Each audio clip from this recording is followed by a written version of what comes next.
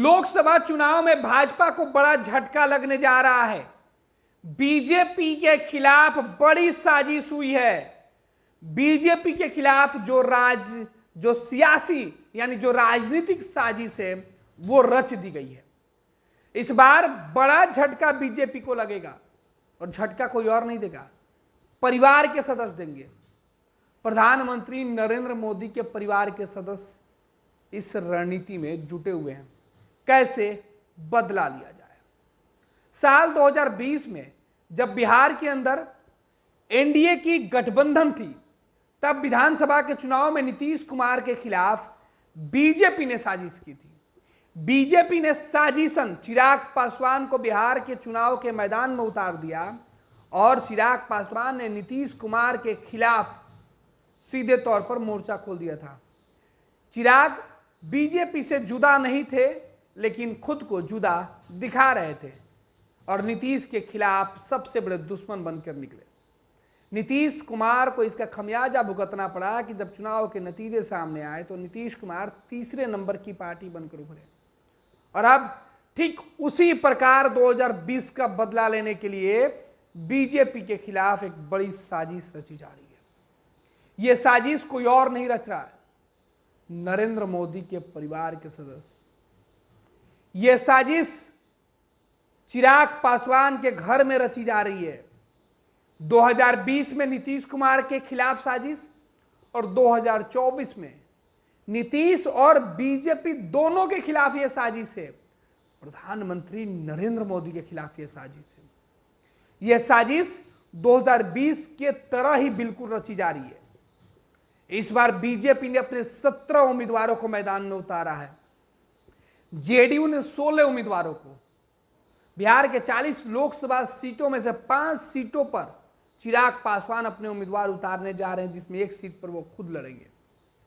एक सीट उपेंद्र कुशवाहा और एक सीट जीतनराम मांझी चुनाव लड़ने के लिए उनको दी गई और वो खुद लड़ रहे हैं।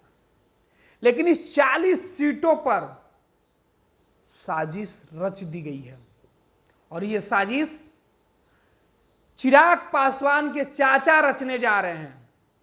दरअसल भाजपा ने जिन लोगों से वादा किया था कि आप भाजपा के लिए काम करिए, हम आपको टिकट देंगे, वो साजिश रचने जा रहे हैं।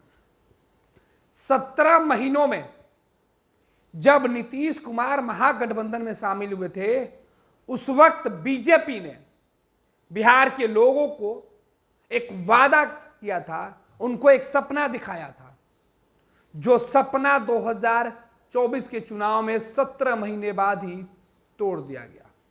17 महीने पहले कहा जा रहा था, 18 महीने पहले, कि बीजेपी अकेले 40 सीटों पर चुनाव लड़ेगी तो ज्यादा से ज्यादा लोगों को टिकट देगी।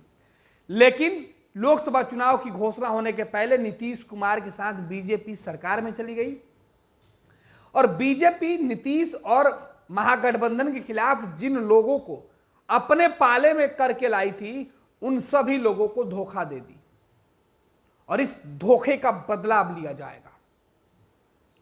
लोकसभा चुनाव में बीजेपी उम्मीदवारों के खिलाफ जेडीयू के जो कद्दावर उम्मीदवार होंगे उनके खिलाफ उनके ही जाति से, उनके ही समीकरण से नए नए उम्मीदवार उतारे जाएंगे और ये उम्मीदवार महागठबंधन नहीं बल्कि एनडीए गठबंधन के सहयोगी रहने वाले लोग उतारेंगे।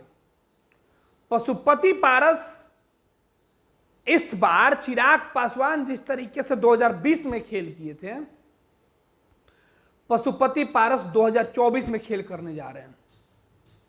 गिरिराज सिंह के खिलाफ उम्मीदवार उतारेंगे पशुपति पारस। चंदन सिंह को उम्मीदवार, सूरजभान सिंह के भाई भूमिहार चेहरे के तौर पर गिरिराज सिंह के खिलाफ चुनाव के मैदान में उतारने की रणनीति बन गई है। अगर पूरी प्लानिंग जस के तस बनी रही तो गिरिराज सिंह का चुनाव हारना तय। गिरिराज सिंह को चंदन सिंह, सूरजभान सिंह चुनाव हराएंगे। कौन जीतेगा यह नहीं हो सकता है, लेकिन पशुपति पारस बीजेपी को सबक सिखाना चाहते हैं, बेघर करने का वो सबक देना चाहते हैं, चोट देना चाहते हैं। आसानी से बीजेपी को नहीं छोड़ने वाले हैं पशुपति पारस। हाजीपुर सीट पर चिराग पासवान को हराने की साजिश होगी। पशुपति पारस खुद हाजीपुर चुनाव लड़ेंगे और चिराग को उनकी जो रोशनी है उसको बुझाने का काम करेंगे। नवादा सीट पर जो बीजेपी की सीट है उस सीट पर उम्मीदवार उतारे जाएंगे। वहां से उस समाज के एक बड़े भोजपुरी सिंगर को मैदान में उतारा जा सकता है और यह पूरी रणनीति बन रही है, साजिश रची जा रही है को भूमिहारों से लड़ाओ। ललन सिंह को मुंगेर में पटखनी देने की तैयारी है। ललन सिंह ने भले ही अपने खिलाफ इंडिया गठबंधन महागठबंधन में कमजोर उम्मीदवार खड़ा करवा चुके हों, यह चर्चा है, लेकिन जब उनके ही समर्थकों में से कोई एक निकलकर उनके खिलाफ अगर उम्मीदवारी कर देगा तो फिर उनका वोट किस तरीके से बटेगा। ललन सिंह सुनकर कांप गए हैं, मैनेज करने में जुटे हुए हैं ललन सिंह कि अगर इस तरीके से उम्मीदवारी हो जाता है तो ललन सिंह का सपना टूट जाएगा, चकनाचूर हो जाएगा। ललन सिंह चुनाव के मैदान में अकेले जो जीतना चाहते थे वो रेस हार जाएंगे। ललन सिंह के खिलाफ एक और भूमिहार उम्मीदवार मैदान में उतरने जा रहा है और उसका भी नाम संजोग या दुर्भाग्य ललन ही है। वो भी उसी इलाके से ताल्लुक रखता है जिधर से ललन सिंह चुनाव लड़ने वाले हैं। यह चर्चा है। अगर इस तरीके से रणनीति अगर बन रही है और यह रणनीति पूरी तरीके से कागजों पर उतर के जमीन पर दिखाई देने लगे तो फिर बीजेपी, एनडीए, जेडीयू जो 40 सीटें जीतकर नरेंद्र मोदी के सपने को पूरा करने के लिए दावे किए जा रहे हैं, वो सपना टूट जाएगा। और तोड़ने वाले मोदी के परिवार के लोग हैं। ललन सिंह, गिरिराज सिंह, आरा में आरके सिंह के खिलाफ, छपरा में राजीव प्रताप रूडी के खिलाफ, महाराजगंज में जनार्दन सिंह सिग्रीवाल के खिलाफ, सासाराम में उम्मीदवार, जमुई में उम्मीदवार, मुजफ्फरपुर में उम्मीदवार, वैशाली में उम्मीदवार। सोचिए किस तरीके से रणनीति है। जिस जाति के उम्मीदवार बीजेपी और जेडीयू के होंगे ठीक उसी जाति उसी समाज से एक चेहरा खड़ा कर दिया जाएगा। जहां भूमिहार लड़ रहे हैं वहां भूमिहार, जहां राजपूत लड़ रहे हैं वहां राजपूत, और ये सभी एनडीए के उम्मीदवार होंगे, एनडीए के बीजेपी के झंडा ढोने वाले लोग होंगे। और इनके चुनाव के मैदान में आने के बाद सीधे तौर पे बीजेपी का क्लीन स्वीप करने का जो इरादा था, जो सपना था, वो चकनाचूर होते हुए दिखाई पड़ रहा है। ये कुछ नामों की चर्चा हम कर रहे हैं। अगर ये सच साबित हो जाए, अगर इस तरीके की जो प्लानिंग है अगर वो प्लानिंग धरातल पर उतर जाए तो सोचिए क्या होगा। नीतीश कहीं के नहीं रहेंगे और इसमें नीतीश कुमार से ज्यादा खतरा बीजेपी के लिए मंडरा रहा है, क्योंकि बीजेपी ने लोगों को भरोसा दिलाया था, भाजपा ने भरोसा तोड़ा है। भाजपा ने लोगों के पीठ में छुरा घोंपा है। भाजपा से बदला लेने की रणनीति है। इस बार भाजपा को माफ नहीं करेंगे ये नेता जिन्हें महागठबंधन में तोड़ तोड़ कर लाया गया था, भरोसा दिलाकर लाया गया था कि तुमको चुनाव लड़ाया जाएगा, आपको चुनाव लड़ाया जाएगा, आपको फलाना सीट दी जाएगी। मेहनत करवाया गया, 1.5 साल मेहनत कराया गया और 1.5 साल के बाद उनके सपनों को सत्ता में आने के लिए दूध में पड़ी, चाय में पड़ी मक्खी की तरह निकालकर फेंक दिया गया। ये बदला लेंगे और ये बदला बहुत मुश्किल होगा, ये आसान नहीं है। जितना आसान ये दिख रहा है उतना आसान नहीं है। बीजेपी के खिलाफ बड़ी साजिश। अगर इस साजिश को अमित शाह, नरेंद्र मोदी बिहार में रोकने में थोड़ा सा भी चूक जाते हैं, तो दिल्ली में प्रधानमंत्री बनने का सपना टूट जाएगा। यह खबर आने के बाद खलबली मची हुई है। बेगूसराय में तो भूमिहारों ने खुलकर मोर्चा खोल दिया है। मुंगेर में भूमिहार ललन सिंह से नाराज हैं, तो ये दूसरे ललन को बर्दाश्त करने की बात कर रहे हैं।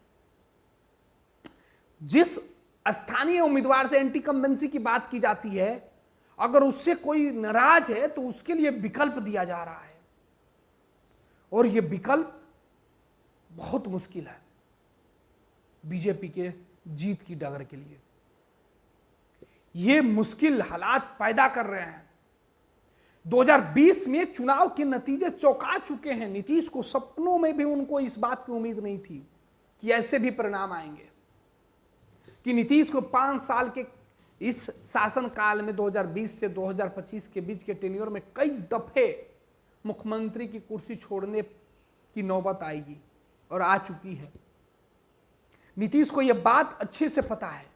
जैसे ये खबर निकल के सामने आई है, वैसे ही नाराज लोगों को मनाने के लिए बीजेपी के नेताओं के फोन जाने शुरू हो गए हैं। जो बगावत करने वाले सुर उठ रहे हैं, उस बगावत करने वाले लोगों के सामने नतमस्तक हुआ जा रहा है। बागियों को समझाने की कोशिश की जा रही है, हाथ पैर जोड़ा जा रहा है, बताया जा रहा है कि सपना टूट जाएगा, प्रधानमंत्री का सपना। हमारी आपकी नाराजगी नहीं है, हमसे नाराज हो तो हमको माफ कर दो। प्रधानमंत्री के लिए, नरेंद्र मोदी के लिए, नरेंद्र मोदी के लिए माफ कर दो, ऐसी बातें कही जा रही है। मोदी जी के नाम पर हाथ जोड़कर, पैर पकड़कर माफी मांगी जा रही है 40 लोकसभा सीटों पर।